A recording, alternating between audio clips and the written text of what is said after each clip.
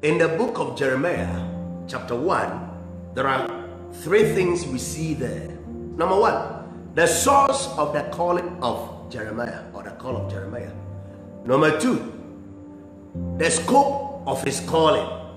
Number three, the strength of his calling. In this small chapter, the source of Jeremiah's call was God. I have called you. I knew you from the womb of your mother. Let me tell you, before you became blood in the womb of your mother, God knew you. God knew that He's anointed and has empowered you that you are to stand in the gap for your family, for the family's redemption. May you carry out this call in the name of Jesus. Jeremiah belonged to the family of God, and that is the Israelites. And God was bringing calamities upon the nation because they had rebelled. And God raised Jeremiah, that through Jeremiah, this calamity could be averted. This thing could be stopped. So Jeremiah could preach and speak to them for them to change their mind so that these things will not come. We are looking at the three things about Jeremiah's call that we can learn from as we seek to redeem our families. And we are looking at the three things. The first one is the source of his call. Verse 4 and 5. I knew you before you became blood, and I have sanctified you and appointed you as a prophet unto nations. God has called you for your family. God has called you to change the direction of your family. God has called you to change the story of your family. God has called you to change the situation of your family. God has called you to use you to redeem, to deliver, and to bring his glory as he purported and purposed and programmed for your family. My prayer for you, that you will not miss this call. My prayer for you, that you will not fail God of the calling he has called you to do for your family. My prayer for you, that at the end of your life, you can live to say, I obeyed the call of God, I fulfilled the call of God, and I was used by God to bring to pass his plans for my family. May your life, may what God will do in your life, interpret the dreams your forefathers had. You carry the call of God. The source of your call is not through education, it's not through any man, it's of God. Please don't feel God. There is a calling over you. God told Jeremiah, don't think that it is your desire that made you a prophet. Don't think that it's your family background that made you a prophet. Don't think that I called you. I am calling you. The source of his call. Some of us, do you know the calling we have? We have been called to give to birth children who will exhibit the glory of God and the power of God. Through our children, the world will know Jesus. Some of us, that is the calling we have. The call of Mary's life was to give birth to Jesus. The call of Elizabeth's life was to give birth to John the Baptist. That she will give birth. The call of Samson's mother was to give birth to Samson. The call of Hannah was to give birth to Samuel. I pray for you. May you and your children live to fulfill every divine calling over your life. The source of your call is not the nation, it's not your church, it's God. Look at the scope of Jeremiah's call. In verse 5, before I formed you in the womb, I knew you. And before you were born, I set you apart. And I appointed you as a prophet to the nations. So the scope of his call was the whole world, to nations. Not to the nation, to nations. You are supposed to be a blessing to the whole world, not only to your father and mother, not only to your local church, not only to your local community, not only to your tribe. You are supposed to be a blessing to the whole world. That is the scope of your calling. Today, all over the world, people listening to radio stations started by one man or two people. People enjoy flying in around the world by the aircraft. Only two brothers invented that. People enjoy the Facebook you and I are on today. A 24-year at that time invented the Facebook. And his Facebook, his idea, has been a blessing to the whole world. That is the scope of our calling. Please, don't be myopic. Don't be denominational minded. Don't be local society minded. Don't be inward looking young man or woman. Don't become a local champion. Be an internationally celebrated icon for the Lord. Hallelujah. the calling that God has for you is not only for your father's family or mother's family. The calling is for the whole world. That is the scope of your calling. As I speak to you, as I pray for you, may you become a generational asset where your generation will thank God that you are a human being. You are a teacher. You are a nurse.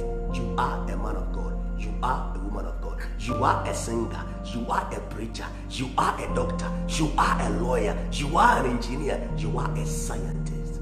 May the whole world, that is the scope of your calling. I love a book I used to read. The title of the book is An Enemy Called Average.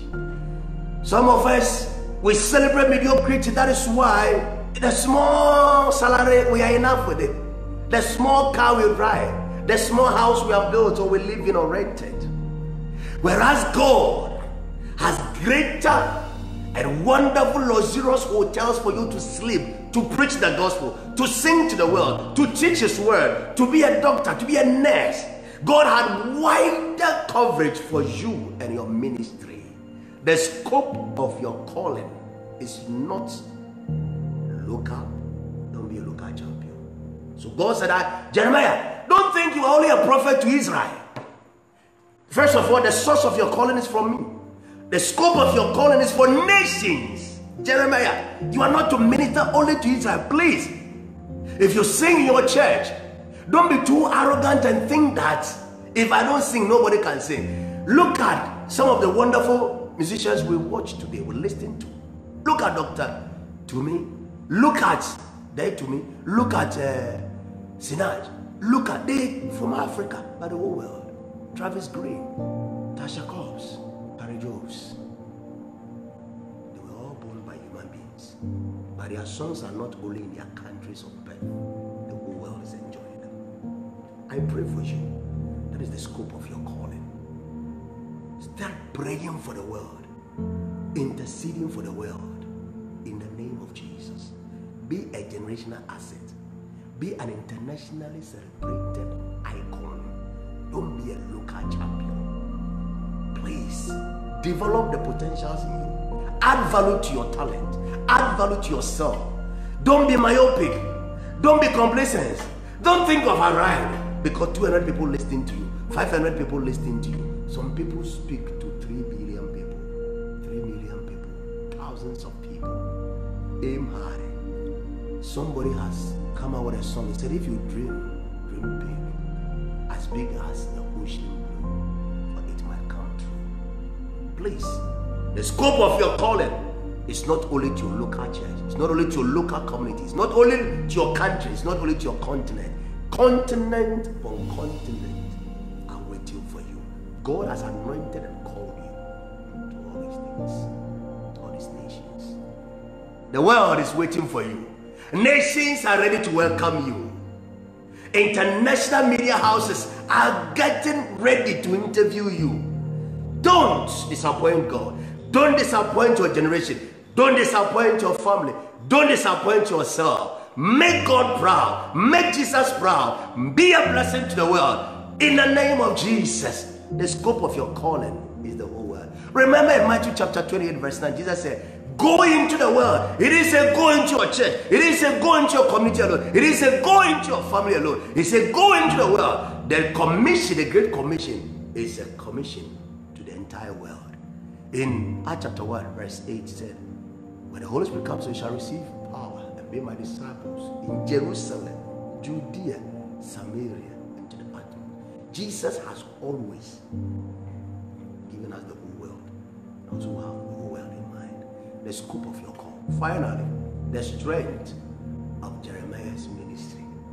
What is the strength? So we have looked at the source, the scope, and the strength. What is the strength? Then the Lord reached out his hand and touched my mouth and said to me, I have put my words in your mouth. See, today I appoint you over nations and kingdoms. You see, the strength came from God, and the strength is that your power is above kingdoms, above kings, above nations. And your strength is that I'm giving you the power to uproot, to tear down, to destroy and overthrow, to build and to plant. This is the strength of your ministry. Jeremiah, you can uproot, you can pull down, you can tear down, you can plant, you can grow. Hallelujah. I prophesy over you. May the anointing of God over your life grant you the power to uproot every negativity in your father's family, your mother's family, in your generation, in your own life. May the power of God over you and anointing you carry be so strong for you to tear down every stronghold that opposes the knowledge of Christ, that resists the glory of God. May the power over you grant you the anointing to overthrow, to build, and to plant. Hallelujah. That is the strength of this man's ministry and calling. My dear, you carry strength. The strength of God upon you to pull down every demonic structures, every demonic seed that has been planted in your father's family, your mother's family. The strength of your ministry, your calling, gives you the audacity to uproot. So go to the origin of your father's family, your mother's family. If there are things that were planted that is speaking against the family, you carry the strength and the power of God. The calling upon you has the strength to uproot, to pull down, and to strong. I prophesy over you. Every barrier, every ugly hair, every horn that resists the progress of you and your family and generations, you have the power to pull them down. We have looked at the source of Jeremiah's call. It was from God. It was not from anybody. We have looked at the scope of his call. It was to nations. He was a prophet unto nations. It was not only to his local family and friends. We have looked at the strength of his ministry or his calling was to be Lord. He has been set above kingdoms. Verse 10 said, I have appointed over nations and kingdoms to uproot, to tear down, to overthrow, to build. My dear, you have the power to plant goodness and mercy in your family line, in your generation. Good marriage in your family and your generation. You have the power to plant longer life, good health in your family. You have the power to plant favor, divine connections, divine platforms. You have the power to plant. That is the strength of your calling. You have the power. He says that to build and to plant. You have the power. Whatever has been broken in your family, you have the power to rebuild it. You have the power to build what does not even exist in your family. Did you ever hear the story of Abraham's forefathers? But after Abraham, look at the wonderful things we see about him. That shall be your story. That shall be your generation. The strength of your calling. That's the calling of God upon you. I pray that the source, the scope, and the strength of your calling will afford you all that you need from God. The anointing, the wisdom, the grace to establish the glory of God in your family. You are blessed.